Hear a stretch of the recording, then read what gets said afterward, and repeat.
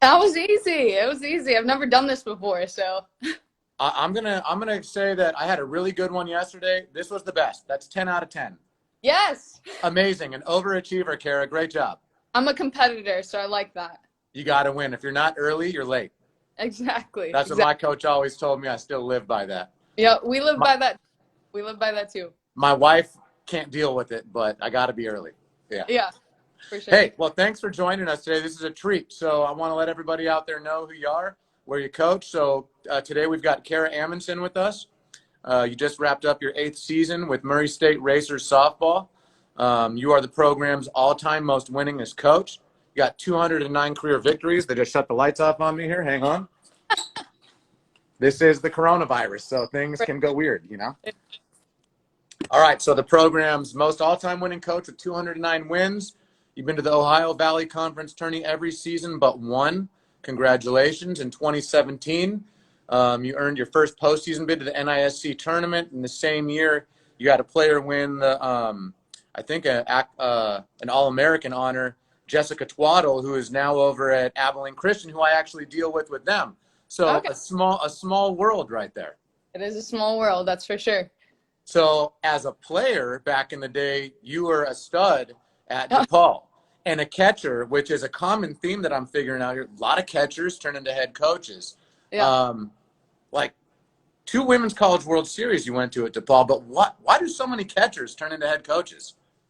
You know, I've actually thought about that before. I think it's because like your job as a catcher is to really quite literally understand everything, you Yep. know, defensive specifically. But you have to know everything that's going on, where the runners are, what the play is. You have to make calls from where you are.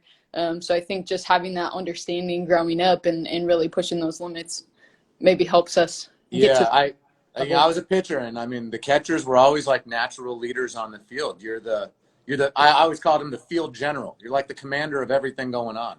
Yeah, and you have to, I mean, build relationships with everybody. You know, they talk about the battery all the time, but you've got to have relationships with all the people you're playing with on the field. So, Absolutely. All right, so I got a fun fact that I dug up this morning. oh no. Um, how in God's name does a catcher end up being the head tennis coach at a Oh, D1 college? Like, how does that happen? yeah, Everyone I head played coach. yeah, I played tennis throughout high school was all state.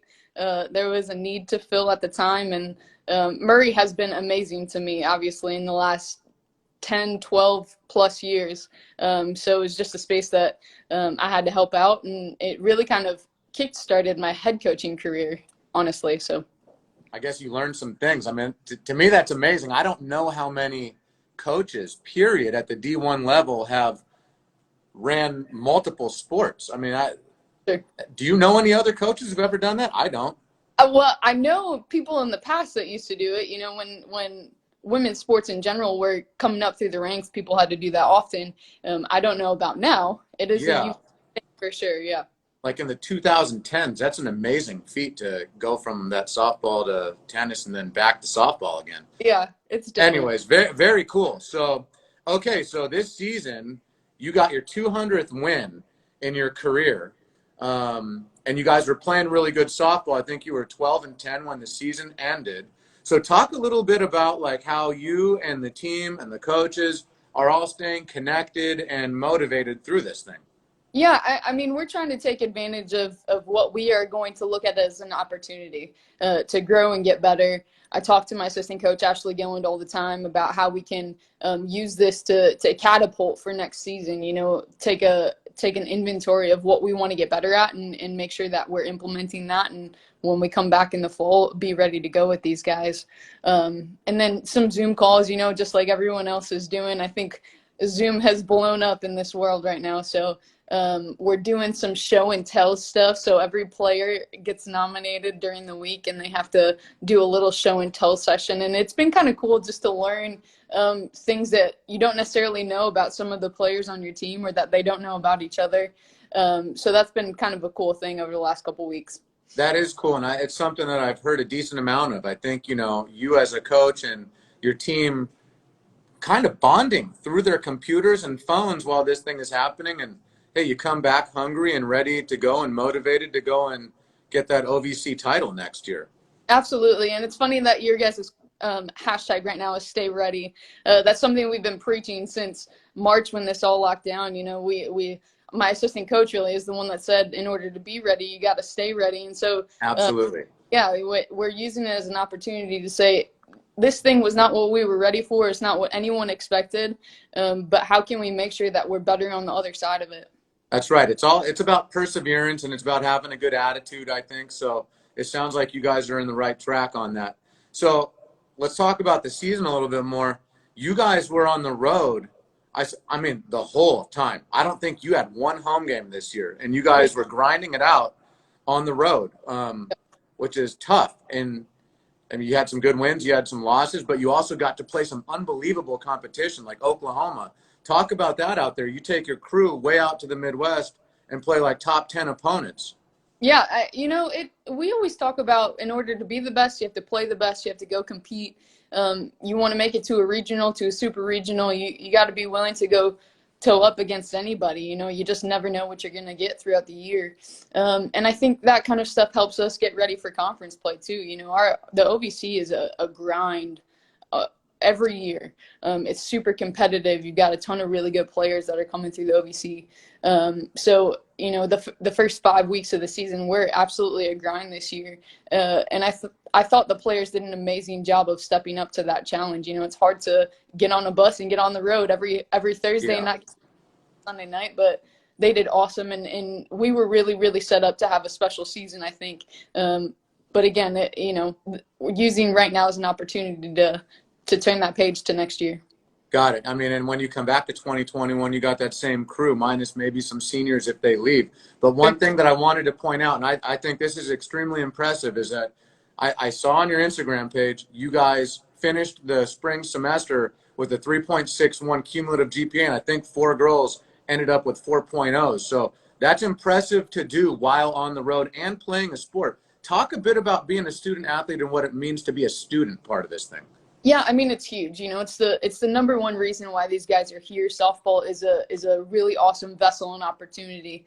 But the point is to get a degree to be ready for the next whatever stage of your life. You know, some of these girls get to go play professionally for a little bit, but no matter what, there's going to be something after that.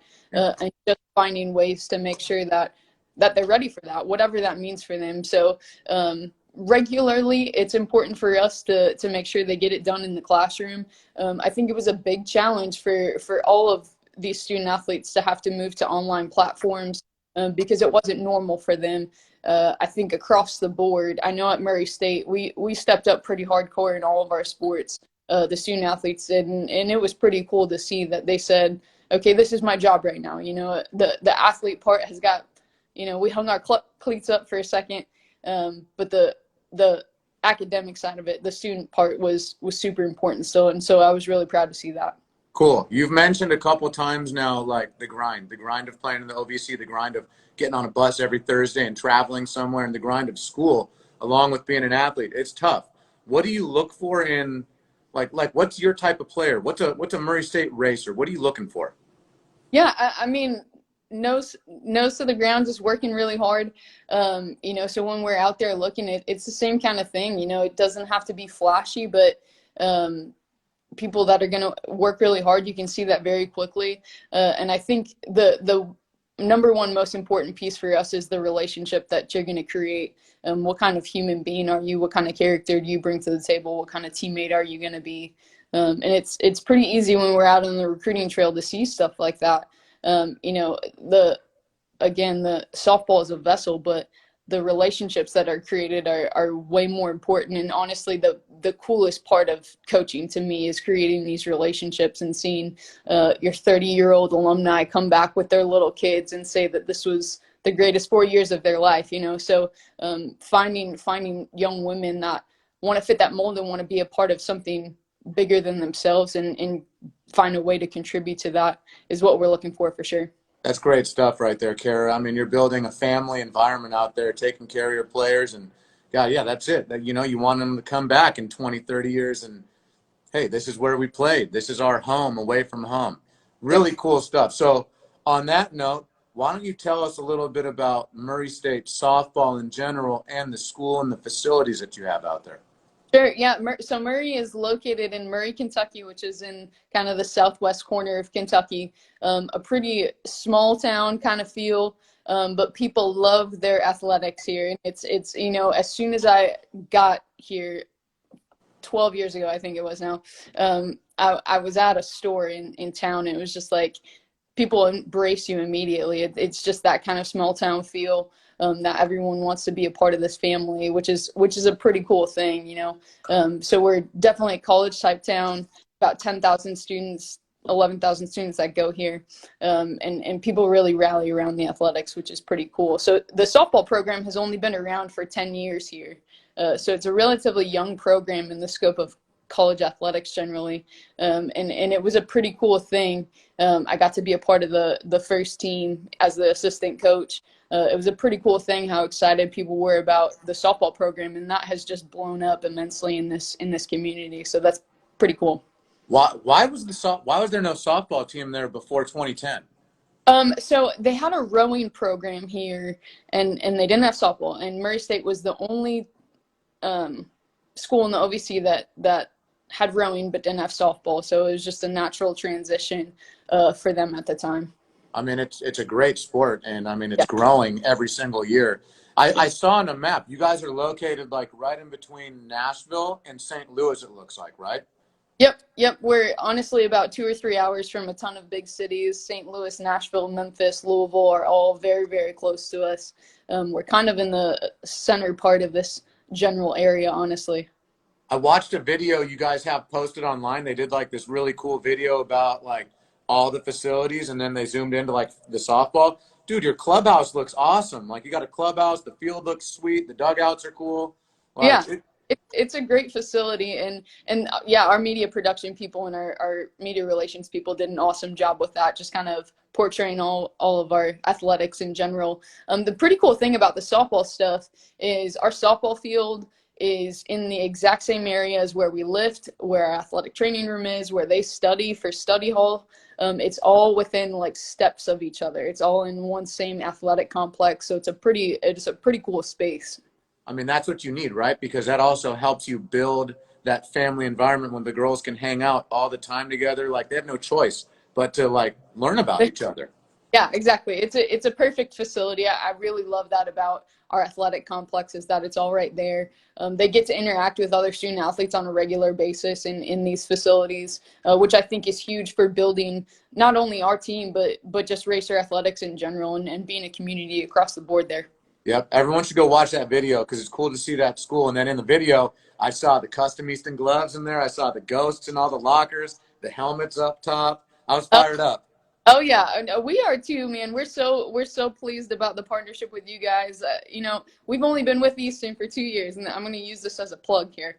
We've only been with Easton for 2 years, and it was a tough transition to decide what was next, and it is the best decision. And one of the best decisions I think I've made for this program over the last 8 years was to make that transition. It's just been awesome. We appreciate it, and we love being partners with the Murray State Racers program. So, hey, appreciate you coming on with us. Any last tidbit of advice for a kid sitting at home waiting to get ready for softball again? If you want to be ready, stay ready, right? I mean, that's the thing right now. The doors are starting to open up. We're seeing the light at the end of the tunnel a little bit. And the work you do when no one is watching is what shows up when people are watching. So it's a time that we all have to make sure we're getting our work in, and when we all get to do this together, it's going to be a pretty cool thing. Hey, thanks for joining us today. We love having you on Team Easton. Stay safe, stay ready. Thanks, Brian. Thanks, Kara. See ya. All right.